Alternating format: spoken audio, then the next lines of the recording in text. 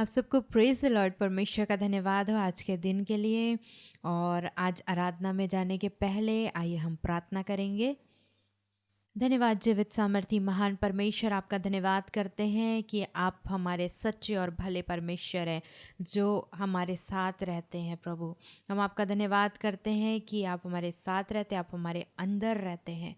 आपका धन्यवाद करते हैं जीवित परमेश्वर कि आपकी तुलना हम किसी से नहीं कर सकते। आप अतुलनीय और अद्भुत परमेश्वर हैं प्रभु जी, और आप हम सब के अंदर रहते हैं। आपका धन्यवाद करते हैं।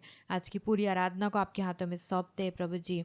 हर एक बातों में आपकी सहायता को, आपकी अगुवाई को चाहते हैं प्रभु जी। आराधना जब हम करें प्रभु जी, आपको महिमा मिलने पाए। हमारा वचन में से सुनना भी आपकी महिमा के लिए होने पाए जीवित परमेश्वर। आज का वचन भी हमारे जीवन के लिए होने पाए, और हम सब अपने आप को फिर से एक बार वचन रूपी आईने में देख सकें और जांच सकें प्रभु जी। हर एक बातों में हम आपका धन्यवाद करते। आगे के सारे समय को आपके हाथों में सौंपते हुए छोटी विनती प्रभु यीशु मसीह के नाम से मांगते हैं, आमीन।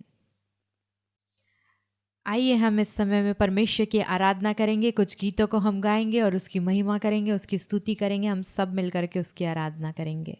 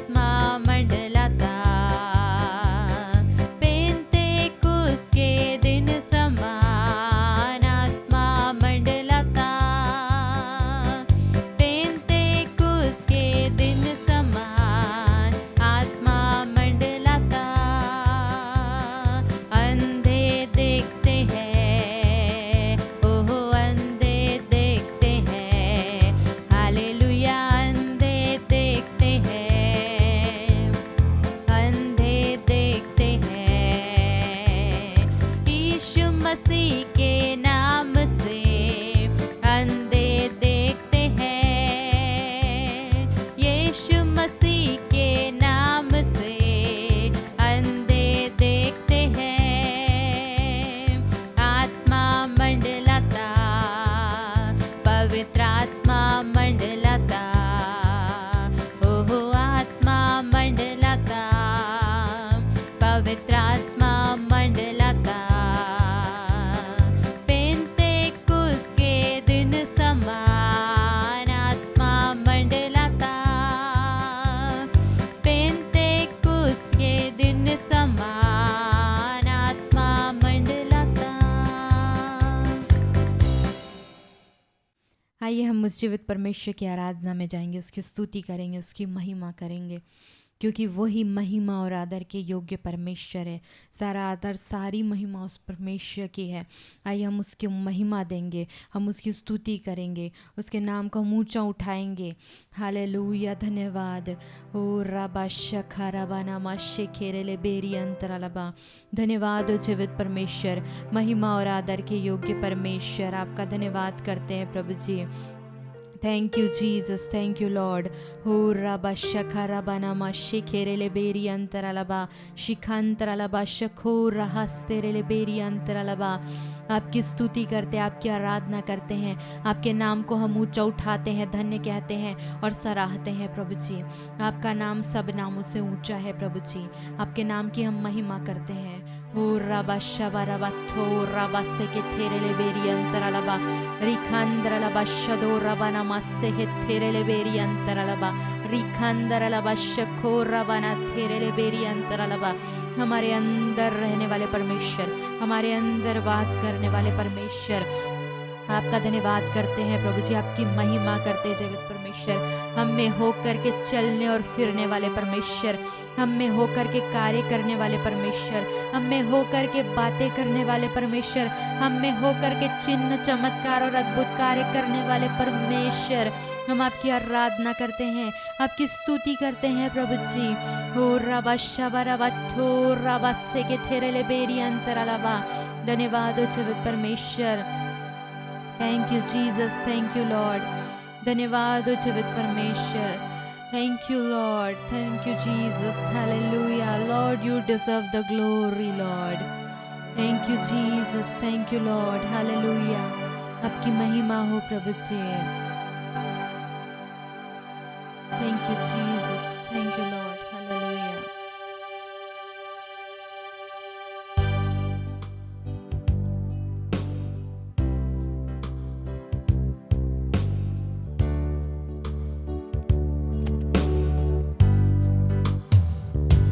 You deserve the glory and the honor.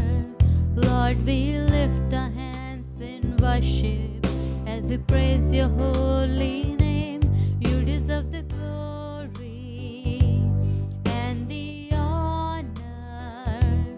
Lord, we lift our hands in worship as we praise your holy name. For you are great, you do miracles so great. There is no one else like you. There is no one else like you. For you are great, you do miracles so great. There is no one else like you. There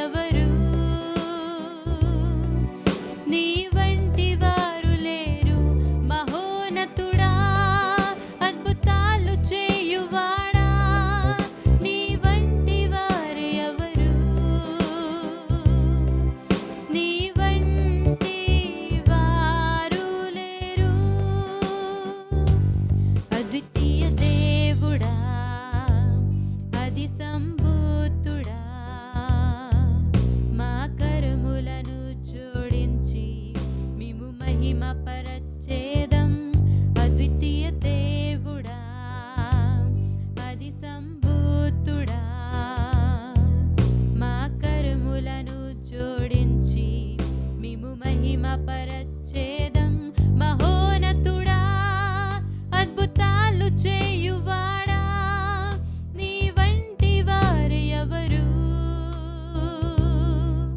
నీ వంటి వారు లేరు మహోన్నతుడా అద్భుతాలు చేయువాడా నీ వంటి వారు ఎవరు నీ వంటి వారు లేరు तू है महान तू करता अद्भुत काम तेरे जैसा कोई नहीं तेरे जैसा कोई नहीं तू है महान तू करता अद्भुत काम तेरे जैसा कोई नहीं तेरे जैसा कोई नहीं You deserve the glory and the honor. Lord, we lift our hands in worship as we praise your holy name. You deserve the glory and the honor. Lord, we lift our hands in worship as we praise your holy name. For you are great, you do miracles so great. There is no one else like you. There is no one else like you. For you are great, you do miracles so great. There is no one else like you. There is no one else like you. நீ பெரியவர் அற்புதங்கள் செய்பவர் உம்மை போல யாரும் இல்லை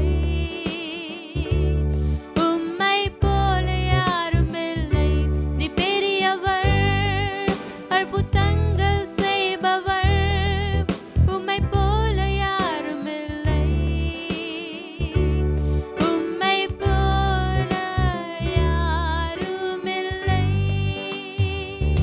तू है महान तू करता अद्भुत काम तेरे जैसा कोई नहीं तेरे जैसा कोई नहीं तू है महान तू करता अद्भुत काम तेरे जैसा कोई नहीं तेरे जैसा कोई नहीं तेरे जैसा कोई नहीं आपका वचन कहता है जीवित परमेश्वर कि आप हमारे अंदर रहते हैं आप हमारे अंदर वास करते हैं आप हमारे अंदर रहने वाले परमेश्वर है प्रभु जी आप हमसे होकर के चलते और फिरते और कार्य करते हैं जीवित परमेश्वर इन दिनों में आपकी इच्छा है प्रभु जी इन दिनों में आप बहुत ज्यादा इच्छा रखते हैं प्रभु जी कि हम आपके जैसे हो जाएं हम आपके जैसे कार्य करने लगे जब आप इस पृथ्वी पर थे प्रभु यीशु मसीह आप चिन्ह चमत्कार और अद्भुत कार्य करते थे आप मुर्दों को चिल्लाते थे लंगड़ों को चलाते थे गूंगों को बोली अंधों को दृष्टि और अद्भुत और आश्चर्य कर्म आप करते थे प्रभु जी आप चाहते हैं इन दिनों में कि हम वो सारे कार्यों को करें बल्कि उससे भी बढ़ करके हम कार्य करें प्रभु जी ये आपकी बहुत ज्यादा इच्छा है जीवित परमेश्वर जितने कनेक्टेड है के लिए समय में विनती और प्रार्थना करते हैं जीवित परमेश्वर हर एक को चिन्ह चमत्कार और अद्भुत कार्य करने वाला बना दीजिए प्रभु जी जीवित परमेश्वर सारे लोग प्रभु जी आपके जैसे हो जाए जैसे आप जब इस पृथ्वी में थे प्रभु यीशु मसीह जैसे आप थे वैसे ही हम सब बन जाए जीवित परमेश्वर हमारे जीवन के द्वारा प्रभु हम आपको प्रकट करने वाले बन जाए प्रभु जी आपके स्वभाव को आपके गुणों को आपको प्रकट करने वाले प्रदर्शित करने वाले बन जाए प्रभु जी हम सबकी सहायता करिए जीवित परमेश्वर न केवल हम चिन्ह और चमत्कार करने वाले बने बल्कि हम खुद हम स्वयं एक चिन्ह और चमत्कार बन जाए जीवित परमेश्वर ऐसी दया अनुग्रह करिए प्रभु जी एक एक को जो समय कनेक्टेड है के लिए विनती और प्रार्थना करते हैं इन दिनों में एक एक को चिन्ह और चमत्कार बना दीजिए प्रभु जी वो जहाँ जहाँ रहते हैं जहाँ जहाँ कार्य करते हैं जहाँ भी आते जाते हैं वो चिन्ह और चमत्कार हो जाए प्रभु चिन्ह और चमत्कार ठहरे प्रभु जी सारे लोगों के लिए परमेश्वर दया अनुग्रह करिए। एक एक को आपके हाथों में सौंपते हैं प्रभु जी। इन दिनों में प्रभु जी हम सब की सहायता करिए प्रभु जी, कि हम आपको प्रकट करने वाले बन जाएं। हर एक बातों में हम आपका धन्यवाद करते हैं प्रभु। आगे के सारे समय को आपके हाथों में सौंपते हुए छोटी विनती को प्रभु यीशु मसीह के नाम से मांगते हैं, आमीन। और ये समय जो है वो वचन का समय है। तो आज का वचन हम सुनेंगे प्रभु की दासी के द्वारा, ग्रेसी जॉन लॉरेंस के द्वारा आज का वचन हम सुनेंगे। तो आप सब बड़े ध्यान से सुनिए आज के वचन को। आज परमेश्वर आपसे बातें करे अपने वचन के द्वारा।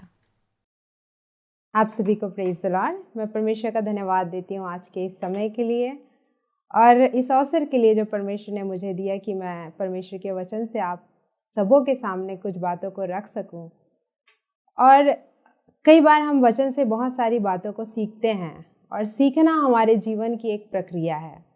तो आज भी उस सीखने की प्रक्रिया में हम कुछ बातों को वचन से सीखेंगे, क्योंकि जब हम वचन को सुनते हैं तो हमारा विश्वास बढ़ता है और हम परमेश्वर की और नज़दीकी को अपने जीवन में महसूस करते हैं। तो आज का जो मेरा संदेश है आप लोगों के लिए वो ये है कि मनुष्य जीवन में जब हम रहते हैं तो हम हमेशा लोगों से ये अपेक्षा करते हैं या हम लोगों से कुछ चाहते हैं, चाहे वो हमारे बच्चे हों या हमारा पति हो या हमारी पत्नी हो या फिर हमारे माँ बाप हों। हम हमेशा लोगों से ये अपेक्षा रखते हैं कि वो हमारे लिए कुछ करें या हमारे जीवन में उनसे कोई चाहत रहती है।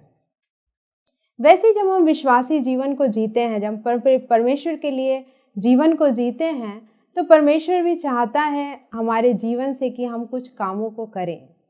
तो आज का जो मेरा विषय है वो ये है कि परमेश्वर हमसे क्या चाहता है। हर बार हम परमेश्वर से कुछ ना कुछ चाहते हैं। हम यही सोचते हैं कि परमेश्वर हमारे लिए कुछ कामों को कर दे या हमारी समस्याओं का निवारण कर दे या परमेश्वर हमारे लिए कुछ ऐसा काम करे जो हम बहुत दिन से सोच रहे हैं कि वो हमारे जीवन में नहीं हो रहा है। प्रियो, ये है कि मानव होने के कारण हमारी अपेक्षाएं परमेश्वर से हमेशा बनी रहती है। लेकिन मैं आज आपको जो बताना चाहती हूँ वो ये है कि परमेश्वर भी हमारे जीवन के द्वारा कुछ चाहता है। तो मैं आपको आज मीका नबी के किताब से बताना चाहती हूँ कि परमेश्वर हमारे जीवन से क्या चाहता है। मेरे साथ निकाल लेंगे मीका उसका 6वां अध्याय और उसके 6 आयत से अगर 8 आयत को हम पढ़ें तो वहाँ पर दिया गया है कि परमेश्वर हमसे क्या चाहता है। ऊपर में यदि एक टॉपिक के रूप में हम देखें तो वहाँ पर लिखा है परमेश्वर क्या चाहता है। तो मैं उसके 8वें आयत को आपके सामने पढ़ना चाहूँगी। वहाँ लिखा है कि हे मनुष्य, वह तुझे बता चुका है कि अच्छा क्या है और यह वह तुझे इसे छोड़ और क्या चाहता है कि तू न्याय का काम करे और कृपा से प्रीति रखे और अपने परमेश्वर के साथ नम्रता से चले। तो मैं आपको बताना चाहती हूँ कि परमेश्वर हमारे जीवन से कुछ ना कुछ चाहता है प्रियो। तो ये तो एक सार है इस वचन का कि परमेश्वर क्या चाहता है। यहाँ पर लिखा है कि परमेश्वर इसे छोड़ और कुछ नहीं चाहता कि हम न्याय से काम करें, कृपा से प्रीति रखें और अपने परमेश्वर के साथ नम्रता से चलें। तो आज मैं आपको जो बताऊंगी वो ये है कि परमेश्वर हमारे जीवन से कुछ बातों को चाहता है।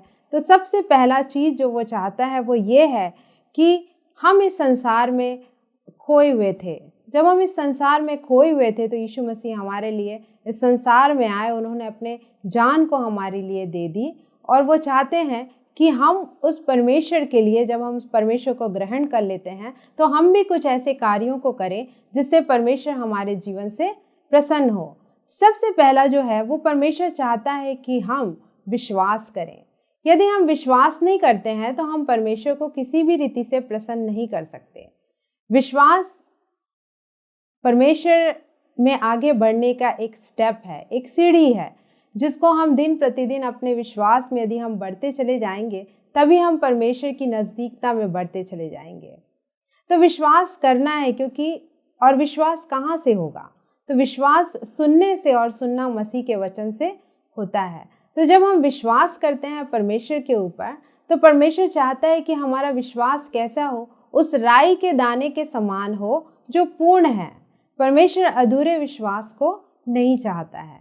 परमेश्वर हमारे जीवन में एक पूर्ण विश्वास को चाहता है प्रियो। तो आइए मैं आपको कुछ बातों को बताऊंगी कि और परमेश्वर हमारे जीवन से क्या चाहता है। सबसे मुख्य चीज़ जो है वो ये है कि परमेश्वर हमारे ध्यान को चाहता है। कई बार हम परमेश्वर की ओर अपने ध्यान को नहीं केंद्रित कर पाते हैं। कई बार हमारा मन हमको भटका देता है। कई बार हम देखते हैं वचन में कि जब इजरायली लोग मिस्र देश से निकले तो उनके पास बहुत सारी ऐसी चीज़ें थी जो उनके ध्यान को परमेश्वर की तरफ से भटका देती थी। जब वो मिस्र से निकले तो बार बार उन्हें उस मिस्र की चीज़ें याद आ रही थी। वो मिस्र की बातों को याद करते थे और जब वो मिस्र की बातों को याद करते थे तो परमेश्वर की तरफ जो उनका ध्यान होना चाहिए वो ध्यान वहाँ से हट जाता था। तो यदि व्यवस्था विवरण उसका 8 उसका 11 से 14 आयत को यदि हम पढ़ें तो जब इजरायली लोग मिस्र से निकले तो कई बार वो परमेश्वर को भूल गए। रास्ते में जब वो अपने कनान की यात्रा को कर रहे थे तो वो परमेश्वर को भूल गए। यदि हम व्यवस्था विवरण उसका 8वां अध्याय उसका 11 आयत से आगे पढ़ें तो वहाँ पर परमेश्वर कहता है, वहाँ परमेश्वर या प्रभु को भूलने के विरुद्ध चेतावनी दी गई है और वहाँ पर लिखा है 11वें आयत में, इसलिए सावधान रहना, कहीं ऐसा ना हो कि तू अपने परमेश्वर यहोवा को भूलकर उसकी जो जो आज्ञाएं नियम और विधि मैं आज तुझे सुनाता हूँ उसको मानना छोड़ दे।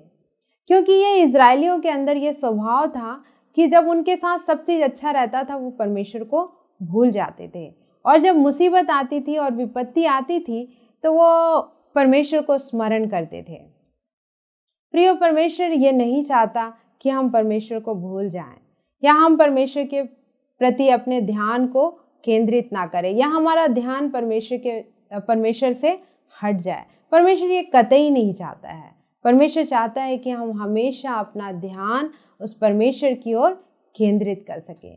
जब हम विश्वास में बढ़ते हैं तो कई बार हमारे पास ऐसी परिस्थिति आ जाती है कि हम परमेश्वर को भूल जाते हैं या कई बार परिस्थितियां विपरीत हो जाती है। जब परिस्थिति अच्छी रहती है तब तो हम स्मरण रखते हैं, लेकिन जब परिस्थिति विपरीत हो जाती है या हम कोई समस्या में आ जाते हैं तो कई बार ऐसा हो जाता है कि हम परमेश्वर के प्रति अपने ध्यान को केंद्रित नहीं कर पाते या परमेश्वर की ओर अपने ध्यान को हम नहीं लगा पाते हैं। तो परमेश्वर चाहता है कि हम अपने ध्यान को परमेश्वर की ओर लगाएं। हमारे कान निरंतर परमेश्वर की आवाज़ को सुनने के लिए तत्पर रहने चाहिए, क्योंकि परमेश्वर चाहता है कि वो जो कह रहा है हम उन बातों को सुन सकें। हम अपने ध्यान को लगाएंगे तभी हम परमेश्वर की आवाज़ को सुन पाएंगे। यदि हम अपने ध्यान को परमेश्वर की ओर नहीं लगाएंगे तो हम परमेश्वर की आवाज़ को, जो वो कहना चाहता है, जो हमारे जीवन के लिए है, जो हमें वो बताना चाहता है या उन प्रतिज्ञाओं को जो वो हमारे जीवन में पूरी करना चाहता है, हम कभी भी उन बातों को नहीं सुन पाएंगे।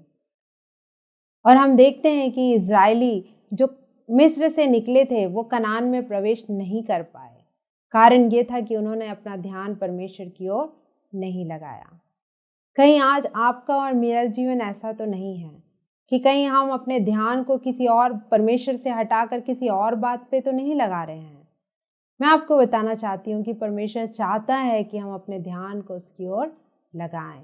हम अपने ध्यान को केंद्रित करें उस परमेश्वर की ओर जिसने हमारे जीवन में बीते दिनों में बहुत सारे आश्चर्य कर्मों को किया है, बहुत सारे महान कामों को किया है। और जब हम उसे स्मरण करेंगे तो परमेश्वर सचमुच हमारे जीवन में आगे और भी हमें उन्नति की ओर लेकर चलता जाएगा। दूसरी जो बात परमेश्वर हमसे चाहता है वो ये है कि हम उससे संपूर्ण मन से प्रेम रखें। व्यवस्था विवरण उसका 6वां अध्याय और उसकी 5वीं आयत को यदि हम पढ़ें तो वहाँ पर लिखा है, तू अपने परमेश्वर यहोवा से अपने सारे मन और सारे जीव और सारी शक्ति के साथ प्रेम रखना। प्रिय, परमेश्वर चाहता है कि हम अपने सारे मन से परमेश्वर से प्रेम रखें। मन जो है वो सबसे अधिक धोखा देने वाली वस्तु है। वचन कहता है कि मन सबसे अधिक धोखा देने वाला चीज है। यदि हम अपने मन को नियंत्रित नहीं कर पा रहे हैं तो मन जो है हमें वो कई बातों में भटका देगा। हम परमेश्वर की ओर अपने ध्यान को भी नहीं लगा पाएंगे और परमेश्वर जिस रीति से चाहता है हम उससे प्रेम रखें, हम प्रेम भी नहीं रख पाएंगे। परमेश्वर चाहता है कि हम अपने पूरे संपूर्ण मन से उससे प्रेम रखें। और प्रेम आप कब रख पाओगे? जब आप और मैं उसकी आज्ञाओं को मानेंगे, तब हम परमेश्वर से प्रेम रख पाएंगे। और वचन कहता है कि परमेश्वर की आज्ञाएं कठिन नहीं है। जब हम परमेश्वर से प्रेम रखते हैं तो हम इस बात को भली भांति समझ लें कि हमारा जो मन है हमें इस संसार की ओर आकर्षित करता है, हमें इस संसार की उस चकाचौंध को दिखाता है और हमारा मन परमेश्वर से हटकर उस संसार की चीज़ों से हम प्रेम रखना शुरू कर देते हैं। हमारा मन जो है वो ये बताता है कि ये संसार की चीज़ें हमारे लिए बहुत अत्यधिक प्रिय हो जाती हैं, ना कि उस परमेश्वर का प्रेम जिसने अपना सब कुछ हमारे लिए दे दिया। प्रिय परमेश्वर हमसे ऐसा प्रेम नहीं चाहता। वो चाहता है कि हम पूरी रीति से, संपूर्ण मन से, संपूर्ण प्राण से और जितने अंदर हमारी शक्ति है जो परमेश्वर ने हमें दिया है, हम उन सारी चीज़ों के साथ उस परमेश्वर से प्रेम रखें, क्योंकि इसके पहले कि हम उससे प्रेम रखें उसने हमसे प्रेम रखा और हमारे लिए उसने अपना सब कुछ दे दिया। तो जब उसने सब कुछ हमारे लिए दे दिया है तो परमेश्वर ये चाहता है कि हम भी अपना सब कुछ उस परमेश्वर के चरणों में डाल दें। हाँ, अपने संपूर्ण हृदय को उस परमेश्वर के सामने रख दें और हम परमेश्वर से कहें कि परमेश्वर, हम आपसे संपूर्ण मन से प्यार करते हैं और कोई चीज़ उस प्रेम से बढ़कर नहीं है। रोमियो का लेखक कहता है कि ना ऊंचाई, ना जीवन, ना स्वर्गदूत, ना प्रधानताएं, कोई भी हमें परमेश्वर के प्रेम से अलग नहीं कर सकती है। सोचिए उन्होंने कितने पौलुस के जीवन को यदि देखे तो उसने कितनी यातनाओं को सहा, कितने सारे दुख को उसने सहा, लेकिन वो सारी चीज़ें उसे परमेश्वर के प्रेम से कभी भी अलग नहीं कर पाई। हम परमेश्वर से प्रेम तभी रख पाते हैं जब हमारे लिए सारी चीज़ें अच्छी हैं और सब चीज़ें हमारे पास हर एक सुख सुविधाएं हैं, या हम बहुत अच्छे से अच्छी परिस्थितियों में जी रहे हैं, हमारे पास कोई तकलीफ नहीं है, तो परमेश्वर से प्रेम रखना बहुत आसान है। लेकिन क्या ऐसी परिस्थितियों में जब हमारे पास दुख है, कठिनाई है, हम कह सकते हैं कि परमेश्वर, हम संपूर्ण हृदय के साथ आपसे प्रेम रखते हैं, चाहे हमारे जीवन में अच्छा हो या ना हो, फिर भी हम आपसे प्रेम रखेंगे? क्या ये समर्पण का हृदय आपका और मेरा है कि हम परमेश्वर से उस स्तर तक हम प्रेम रखते हैं जिस स्तर तक परमेश्वर ने हमसे प्रेम रखा? प्रिय, परमेश्वर चाहता है कि हम उससे संपूर्ण हृदय के साथ उससे प्रेम रखें और उसके साथ हम चलें। तीसरी जो बात मैं आपको बताना चाहती हूँ परमेश्वर हमसे चाहता है वो है हमारी आज्ञाकारिता। आज्ञाकारिता एक ऐसा शब्द है जो हम बचपन से सुनते आए हैं। मम्मी पापा हमें सिखाते हैं कि हमको उनकी आज्ञा माननी है। हमसे जो बड़े हैं, जब हम स्कूल जाते हैं तब हमें सिखाया जाता है कि हमको अपने टीचर्स का या जो भी हमें सिखा रहे हैं हमको उनकी आज्ञा माननी है। तो परमेश्वर भी हमसे यही अपेक्षा रखता है कि हम उसकी आज्ञा माने, क्योंकि यदि हम परमेश्वर की आज्ञाओं को नहीं मानते हैं तो हमारा जीवन व्यर्थ है। क्योंकि आप चाहे इस संसार में कुछ भी प्राप्त कर लें, आप बहुत अच्छे काम कर लें या बहुत बड़े काम कर लें, या परमेश्वर के लिए हम बहुत सारे बड़े आश्चर्य कर्मों को कर लें, लेकिन यदि हमारे जीवन में आज्ञाकारिता नहीं है तो यह हमारा जीवन जो है वो व्यर्थ हो जाएगा। मैं आपको एक इसका सबसे अच्छा उदाहरण बताना चाहती हूँ, वो शाऊल के जीवन से हम सीख सकते हैं। शाऊल को परमेश्वर ने इसलिए चुना कि वो एक राजा बन सके, और शाऊल जिस प्रजा को परमेश्वर ने चुना था उसका सबसे पहला राजा वो बनता है। वो सौभाग्य परमेश्वर ने उसे दिया कि वो उस परमेश्वर की उस प्रजा की अगुवाई कर सके, उस प्रजा को संभाल सके। और शाऊल के जीवन को यदि हम शुरुआत में देखें तो उसका जीवन बहुत अच्छा था। परमेश्वर ने जैसे उससे कहा शाऊल ने वैसा ही किया। लेकिन समय बीतता गया और एक ऐसा समय आ गया जब शाऊल ने परमेश्वर की आज्ञा को नहीं माना। जब परमेश्वर ने शाऊल को यह आज्ञा दी, जब शमूएल आता है और बोलता है कि तू जब अमालेकियों के ऊपर चढ़ाई करेगा और जब उनके जितने भी परमेश्वर जब उनको तेरे हाथ में कर देगा तो तू उनके सारे जितने भी लोग हैं या जितने भी गाय बैल और जितने भी जीव जंतु है सबको तू नाश कर देना। लेकिन यदि हम शाऊल को देखें तो वहाँ पर शाऊल उस आज्ञा का उल्लंघन कर देता है। वो परमेश्वर की आज्ञाओं को पूरी रीति से नहीं मानता है और हम वहाँ पर देखते हैं कि क्या हो जाता है, एक बहुत बड़ी समस्या में फिर शाऊल फंस जाता है। परमेश्वर उसको अस्वीकृत कर देता है, वो राजा कहलाने के योग्य नहीं रहता है। क्यों? क्योंकि जब शमूएल आता है और पूछता है उसके बारे में कि ये रंभाने की आवाज़ कहाँ से आ रही है, तो शाऊल बोलता है कि ये जो है वो मैंने परमेश्वर को बलिदान चढ़ाने के लिए रखा है, ये जितने भी चीज़ें मुझे मिली हैं ये मैंने परमेश्वर को बलिदान चढ़ाने के लिए रखा है। तो क्या परमेश्वर हमारे बलिदान को चाहता है? बिल्कुल, परमेश्वर चाहता है कि हम बलिदान चढ़ाएं, हम धन्यवादित रहें, हम परमेश्वर को हर एक जो परमेश्वर चाहता है हम उन चीज़ों को करें। लेकिन इन सब से बढ़कर परमेश्वर क्या चाहता है? इन सब से बढ़कर परमेश्वर चाहता है कि हम उसकी आज्ञाओं का पालन करें। और तब शमूएल कहता है कि सुन, मानना तो बलि चढ़ाने से और कान लगाना मेढ़ों की चर्बी से उत्तम है। परमेश्वर हमारे होम बलि और मेल बलि से उतना प्रसन्न नहीं होता जितना कि आज्ञा मानने से प्रसन्न होता है। यदि हम परमेश्वर के प्रति आज्ञाकारी रहेंगे तभी हमारे जीवन में हम अपनी आशीषों को प्राप्त कर पाएंगे प्रियो। यदि हम आज्ञाकारी नहीं रहे तो हम ये भी परमेश्वर से अपेक्षा नहीं कर सकते हैं कि परमेश्वर हमें आशीष देगा, क्योंकि हम उन छोटी बातों को जो परमेश्वर हमसे चाहता है हम उसके प्रति वफादार नहीं रह पाए, आज्ञाकारी नहीं रह पाए, तो परमेश्वर हमसे मांगता है या परमेश्वर डिमांड करता है कि हम उन बातों को माने। कई बार हम अपने जीवन में उन चीज़ों को जगह दे देते हैं जो चीज़ें परमेश्वर की दृष्टि में सही नहीं हैं, और हमें लगता है कि हम तो परमेश्वर के लिए बहुत सारी चीज़ों को काम कर रहे हैं और परमेश्वर हमसे खुश है। लेकिन यदि हम आज्ञाकारी नहीं हैं तो परमेश्वर हमसे प्रसन्न भी नहीं है। दूसरा जो इसी में एक उदाहरण था वो ये है कि वो मैं अय्यूब के विषय में बताना चाहती हूँ कि अय्यूब के जीवन को यदि देखें तो अय्यूब के पास सब चीज़ था, लेकिन एक ऐसा समय आया जब उसने अपना सब चीज़ खो दिया। कुछ ही पल में उसके पास जो भी थे, इवन सबसे जो बड़ा धन जो उसकी संतानें थी वो भी उसने खो दिया। लेकिन उन सब चीज़ों को खोने के बावजूद भी अय्यूब जो था वो परमेश्वर के प्रति आज्ञाकारी रहता है। वो कहता है परमेश्वर ने दिया, परमेश्वर ने लिया, परमेश्वर का नाम धन्य है। प्रियो, इस स्तर तक भी अय्यूब ने कोई ऐसी बात नहीं कही जहाँ पर वो परमेश्वर को दुखी करता या परमेश्वर की आज्ञा का उल्लंघन करता। और फिर हम देखते हैं उस आज्ञाकारिता के कारण अय्यूब ने अपने जीवन में आशीषों को पाया। लेकिन वहीं पर अगर शाऊल के जीवन को देखें तो उसकी अनाज्ञाकारिता उसके जीवन में विनाश को लेके आ गई। कई बार ऐसी हमारे जीवन में भी होता है। यदि हम परमेश्वर के प्रति आज्ञाकारी ना रहें तो हम कभी ये ना सोचे कि परमेश्वर हमें बहुत अधिक इस्तेमाल करेंगे या परमेश्वर हमें बहुत अधिक आशीषों को देंगे। क्यों नहीं? क्योंकि हमने आज्ञा का पालन नहीं किया है। आपको परमेश्वर की आज्ञा का पालन करना है, साथ साथ जो आपके अगुवे हैं जो आपको सिखाते हैं उन सभी का आपको आदर करना है और उनकी आज्ञाओं का पालन करना है, क्योंकि ये हम बचपन से सीखते आ रहे हैं कि हमें आज्ञाओं को मानना है, क्योंकि आज्ञा मानना बलिदान चढ़ाने से उत्तम है। और जब हम इन बातों को करेंगे तो परमेश्वर निश्चित हमें आशीष देगा। और आज्ञा मानना कैसे आता है? क्या आप सोचते हैं आज्ञा मानना आसान है?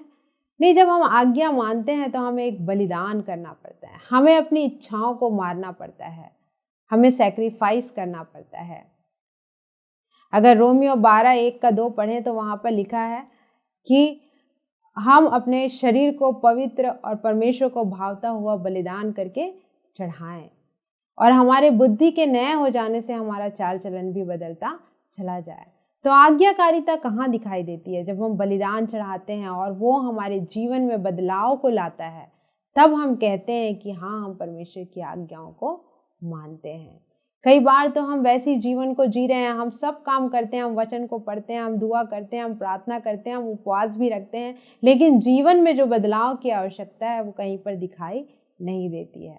और जब जीवन में बदलाव नहीं है तो आप कह नहीं सकते कि आप आज्ञाकारी हैं, क्योंकि वो बदलाव होना ही बहुत ज़्यादा आवश्यक है यदि हम परमेश्वर की आज्ञाओं को मानते हैं। यदि हम और आप परमेश्वर की आज्ञाओं को मानते हैं तो हमारे जीवन में बदलाव दिखाई देगा, हम बदलते चले जाएंगे, हम दिन प्रतिदिन परमेश्वर के स्वरूप में ढलते चले जाएंगे, और आप अपने जीवन में उस आज्ञाकारिता के कारण आप आशीषों को अपने जीवन में पाएंगे। तो प्रियो, परमेश्वर चाहता है कि हम उसके प्रति आज्ञाकारी रहें। और आज्ञाकारिता कैसे आती है? जब हम परमेश्वर को ग्रहण करते हैं, उसके वचन पर विश्वास करते हैं, जब हम बपतिस्मा लेते हैं और हम परमेश्वर की उन आज्ञाओं को अपने जीवन में पूरा करते हैं, तो हम उन चीज़ों को करके बताते हैं कि हाँ, परमेश्वर ये मेरे जीवन से चाहता है, या मैंने अपने जीवन को परमेश्वर के हाथों में समर्पित कर दिया है और परमेश्वर मेरे जीवन से इन बातों को चाहता है। और उस रीति से हम बताते हैं कि हम परमेश्वर के प्रति आज्ञाकारी हैं। चौथी जो बात मैं आपको बताना चाहती हूँ, परमेश्वर हमारे जीवन को चाहता है। ये जीवन जो परमेश्वर ने दिया है प्रियो, ये परमेश्वर का दिया हुआ दान है। ये जीवन हमारा नहीं है, ना हमारे किसी शौक के लिए हमको दिया गया है कि हम अपनी इच्छाओं को पूरा करें या हम उन कार्यों को करें जो परमेश्वर की दृष्टि में सही नहीं है। ये जीवन परमेश्वर का है और परमेश्वर चाहता है कि हम अपने जीवन को परमेश्वर के हाथ में सौंप दें, क्योंकि परमेश्वर हमारे जीवन का पूरा नियंत्रण रखना चाहता है। परमेश्वर चाहता है कि जो भी हम कार्य अपने जीवन में करते हैं उसका पूरा नियंत्रण परमेश्वर के हाथ में रहना चाहिए, क्योंकि परमेश्वर ने इस जीवन को दिया है, परमेश्वर ही ने इस जीवन को दिया है और वो इस जीवन से अपेक्षाएं को रखता है कि हम अपने जीवन को वापस उस परमेश्वर के हाथ में दे दें। अगर हम गलातियों की पत्री उसका 2 और उसका 20वां आयत को पढ़ें तो वहाँ लिखा है, पौलुस बोलता है, अब मैं जीवित ना रहा लेकिन मसीह मुझ में जीवित है। पौलुस के जीवन में यदि हम देखें तो पौलुस कई बार अपने जीवन में उन बातों को बताता है कि कैसे वो परमेश्वर के लिए जिया। वो कहता है कि मैं अपनी देह को मारता कूटता और उसे वश में रखता हूँ। तो पौलुस जो था वो अपने जीवन को एक सैक्रिफिशियल लाइफ के तौर पे वो जी रहा था, एक बलिदान था उसका जीवन जो वो परमेश्वर के लिए कर रहा था।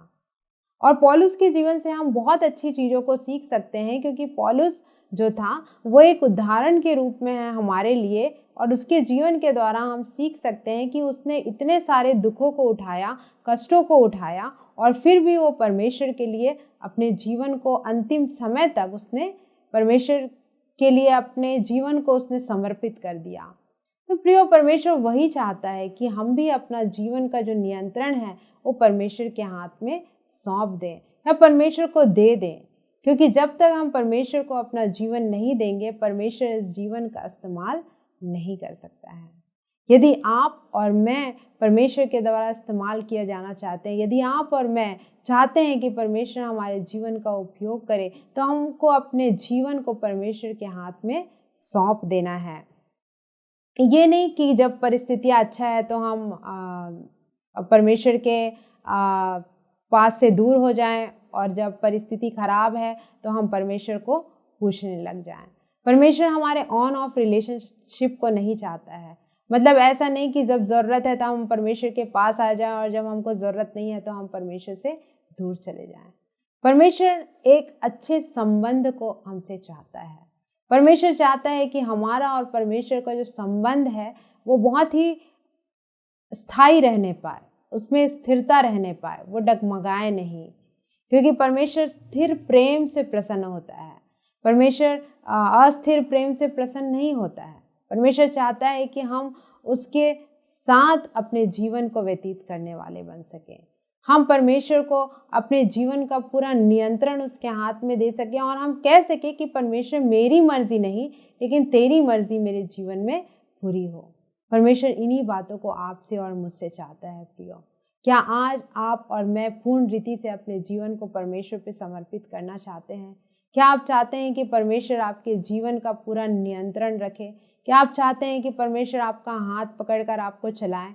यदि आप इसी रीति से चाहते हैं तो क्यों ना आज आप इस निर्णय को ले कि परमेश्वर, मैं अभी तक ये चाहता था या ये चाहती थी कि मैं इन चीज़ों को करना चाहती, या ये मेरी इच्छा है, लेकिन आज आप इस बात पर ध्यान दें कि परमेश्वर आपसे क्या चाहता है। और जब आप इस बात पे ध्यान देंगे तो आप जानेंगे कि परमेश्वर जिन चीज़ों को चाहता है, यदि आप वो करते हैं तो आप उन आशीषों को अपने जीवन में देखेंगे जो आप चाहते हैं कि परमेश्वर आपके लिए करे। कई बार हम यही सोचते हैं कि सिर्फ परमेश्वर हमारे लिए करे, हम तो कुछ भी नहीं करना चाहते। हम सिर्फ ये अपेक्षा करते हैं परमेश्वर कि आप मेरे लिए करिए, आप मेरे लिए करिए। नहीं प्रियो, कई बार हमको परमेश्वर के लिए करना है। अगर आप अपने कदम को नहीं बढ़ाएंगे तो परमेश्वर आपके जीवन में अपने कार्यों को करने के लिए कदम को नहीं बढ़ाएगा। निर्णय आपके ऊपर है, निर्णय आपके हाथों में है। क्या आप अपने जीवन को पूरी रीति से परमेश्वर के हाथों में समर्पित करना चाहते हैं? यदि हाँ, तो मैं आपको बताना चाहती हूँ कि वो आशीषें जो अब तक आप वेट कर रहे हैं, जिन आशीषों को आप अपने जीवन में प्राप्त करना चाहते हैं, परमेश्वर उन आशीषों को देने के लिए वो द्वार पे खड़ा है। लेकिन क्या आप जो परमेश्वर चाहता है उन कार्यों को करेंगे? क्या आप निर्णय लेंगे कि परमेश्वर, हाँ, मैं अपने जीवन को पूर्ण रीति से आपके हाथों में समर्पित करने के लिए तैयार हूँ? क्या आप कहेंगे कि परमेश्वर, मैं आज से अपनी इच्छा या अपने बुद्धि के अनुसार नहीं चलूँगा या नहीं चलूँगी। परमेश्वर, मैं आपकी इच्छा के अनुसार चलना चाहती हूँ या चलना चाहता हूँ। प्रियो, जब आप ये निर्णय को लेंगे तो मैं बताना चाहती हूँ कि परमेश्वर आपके जीवन से प्रसन्न हो जाएगा और परमेश्वर बहुत खुश होगा जब आप अपने जीवन को उसके हाथों में सौंप देंगे। क्योंकि परमेश्वर हमारा पिता है, वो हमारा कारीगर है, उसने हमको बनाया है। और जब आप जैसी भी परिस्थिति में हैं, जिस भी हालात में हैं, जब हम अपने जीवन को वैसी जैसे आप हैं परमेश्वर के हाथों में देते हैं, तो परमेश्वर उसका इस्तेमाल करना जानता है। मैं आपको एक कहानी बताना चाहती हूँ। शायद आपने सुना होगा उन दो मटकों की कहानी, जिसमें एक मटके में एक छोटा सा छेद रहता है और एक मटका पूर्ण रहता है। तो जो मटका जिसमें छेद रहता है वो हमेशा उस दूसरे मटके से बात करता है कि तू कितना सुंदर है, तेरे को कारीगर ने कितना अच्छा बनाया है, तेरे में कोई भी त्रुटि नहीं है, कुछ भी चीज़ ऐसा नहीं है कि तेरे में देखा जाए कि कोई गलती है, लेकिन तू पूर्ण है। और तू बहुत सारा पानी जब वो लेके जाता है, उसका जो मालिक है वो पानी लाने के लिए जाता है, तो उसमें कोई भी पानी गिरता नहीं और वो तो पूरा पानी को अपने अंदर ला के यहाँ पर इकट्ठा कर देता है। और फिर वो जो छोटा सा वो घड़ा जिसमें छोटी सी दरार रहती है, वो ये बोलता है अपने आप को देख के कि मेरा देखो, जब मालिक मेरे इसमें पानी भरता है तो रास्ते भर में पानी जो है वो गिरते गिरते आ जाता है और वो काम को मैं नहीं कर पा रहा हूँ जो मैं करना चाहता हूँ, कि मैं अपने मालिक के लिए उतना उपयोगी नहीं हूँ। लेकिन प्रियो, उसका मालिक जानता था। और तब फिर जब कहानी ऐसा है कि उस मालिक एक उत्तर को देता है और वो ये उत्तर देता है कि क्या तूने कभी अपने तरफ के उन रास्तों को देखा है जहाँ पर वो पानी गिरते हुए आता है? और फिर वो बताता है कि उस जगह पे मैंने कुछ पौधों को बो दिया था और जब भी पानी भर के आता था, जो पानी गिरता था, वो उन पौधों को सींचती जाती थी और फिर उन पौधों से ढेर सारे फूल उस जगह में बन गए। वो रास्ता बहुत हरा भरा हो गया। तो प्रियो, हमारा जीवन कैसा भी हो, चाहे वो टूटा हुआ हो, चाहे आप दुखी हो, चाहे आप हताश हो या निराश हो, परमेश्वर हमारे जीवन का उपयोग करना चाहता है। कंडीशन ये है कि क्या आप सहमत हैं परमेश्वर को अपने जीवन को क्या आप सहमत हैं अपने जीवन को परमेश्वर के हाथों में सौंपने के लिए? यदि हाँ, तो मैं आपको बताना चाहूँगी, परमेश्वर आपके जीवन को भी आशीषों से भर देगा। अंतिम और आखिरी बात जो मैं आपको बताना चाहती हूँ वो ये है कि परमेश्वर हमारी संगति को चाहता है। परमेश्वर हमसे संगति रखना चाहता है। यदि उत्पत्ति उसका पहला दूसरा अध्याय में हम देखें तो जब परमेश्वर ने आदम और हवा की सृष्टि की तो परमेश्वर प्रतिदिन उनसे मिलने आता था।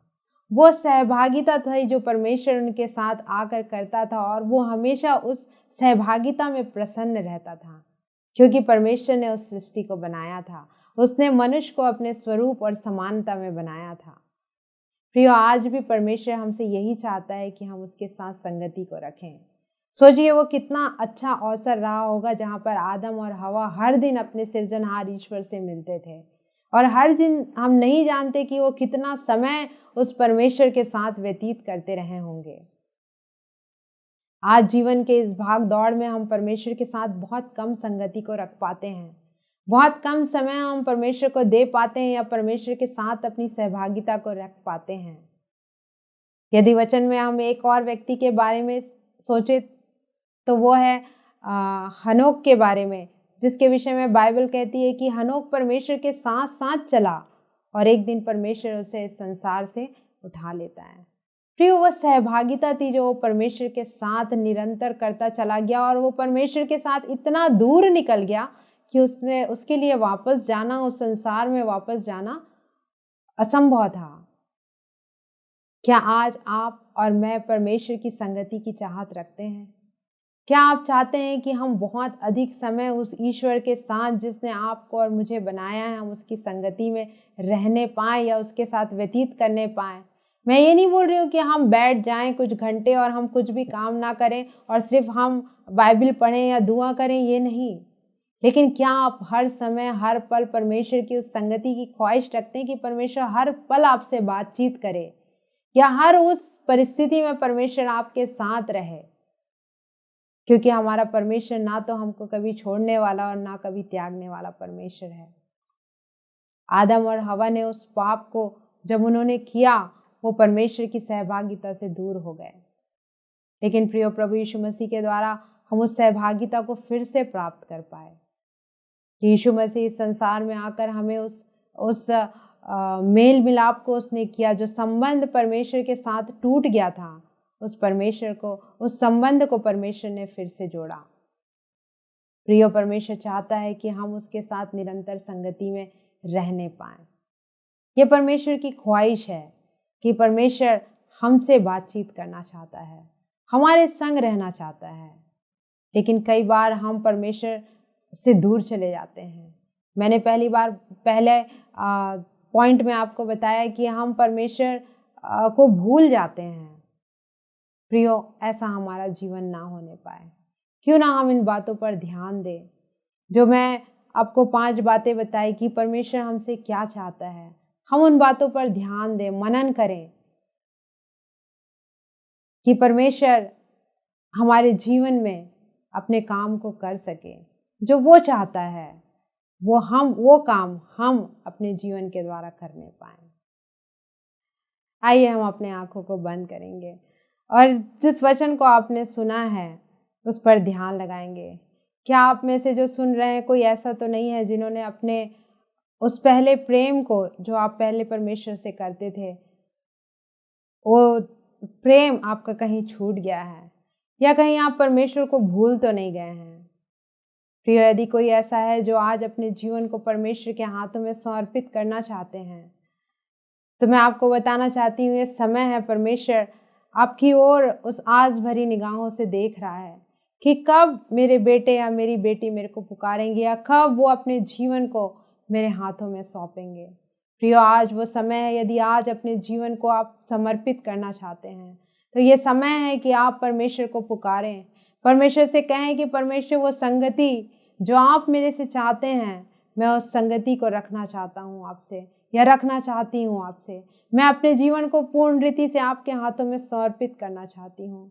यदि आप में से कोई ऐसा है जिनको लगता है कि जैसे परमेश्वर की आज्ञाओं को मानना था, आपने नहीं माना है, या फिर कोई ऐसे हैं जो आज्ञाकारिता का जीवन नहीं जी पा रहे हैं, क्यों ना इस समय हम अपने जीवन को उस परमेश्वर को समर्पित कर दें। क्यों ना ये समय है कि हम अपने जीवन को पूर्ण रीति से परमेश्वर के हाथों में दे दें, ताकि परमेश्वर आपका इस्तेमाल कर सके। जैसा वो चाहता है वो आपको चलाने पाए और आपके जीवन में उन आशीषों को देने पाए जो आप चाहते हैं कि परमेश्वर आपको दे। प्रियो, इसके पहले कि परमेश्वर आपको कुछ दे, परमेश्वर चाहता है कि हम अपने जीवन को, अपने समय को और आपका जो कुछ है, जो परमेश्वर ने आपको इस संसार में, इस दुनिया में रहते हुए दिया है, वो सब आप परमेश्वर के हाथों में समर्पित कर दें। धन्यवाद परमेश्वर, हम आपकी स्तुति करते हैं, आपकी महिमा करते हैं। इस समय के लिए हम धन्यवाद देते हैं परमेश्वर। खुदावंद परमेश्वर, हम यही चाहते हैं खुदावंद कि हमारे जीवन का पूरा नियंत्रण आपके हाथों में होने पाए। परमेश्वर पिता, जैसे आज्ञाकारिता आप चाहते हैं हमारे जीवन को, वैसा बनाइए कि हम आपके प्रति आज्ञाकारी बने रहने पाएं। जीवन के अंतिम समय तक परमेश्वर पिता, प्राण देने तक हम विश्वास से योग्य रहने पाएं। परमेश्वर, कभी भी हम आपसे पीछे मुड़ने वाले ना हो परमेश्वर, आपका इनकार करने वाले ना हो परमेश्वर। ऐसे हम पर दया करिए। हम आपकी सहभागिता को चाहते हैं परमेश्वर, आपके साथ हम निरंतर संगति रखना चाहते हैं, आपकी संगति में बने रहना चाहते हैं परमेश्वर पिता, क्योंकि वो समय है जो आप हमसे चाहता है परमेश्वर, कि हम अपने समय को आप खो दें। परमेश्वर हम सभी पे दया करिए। जितने लोग सुन रहे हैं परमेश्वर, जिन्होंने अपने जीवन को आपके हाथों में समर्पित किया है, परमेश्वर मैं हर एक के लिए प्रार्थना करती हूँ। परमेश्वर हर एक के जीवन में एक नया बदलाव आने पाए। परमेश्वर हर एक लोग अपने जीवन में उस बदलाव को देखने पाए परमेश्वर पिता, और उनका वो अपनी बुद्धि के अनुसार नहीं, लेकिन आपकी आत्मा के अनुसार वो चलाए चलने पाए परमेश्वर पिता। आपके अनुसार, आत्मा के अनुसार वो चलने पाए, ऐसा दया करिए परमेश्वर पिता। हर एक पर अनुग्रह करिए, हर एक से बोलिए और बातचीत करिए परमेश्वर पिता। हम में से हर एक का जीवन आपके योग्य हो सके। सब बातों के लिए आदर महिमा हम आपके नाम को देते हैं। विनती यीशु नासरी के नाम से मांगते हैं, सुनिए और दया से ग्रहण करिए पिता, आमीन। अब हमारे परमेश्वर पिता का प्रेम, प्रभु यीशु मसीह का अनुग्रह और पवित्र आत्मा की सहभागिता हम में से हर एक के साथ हमेशा तक होता रहे, आमीन।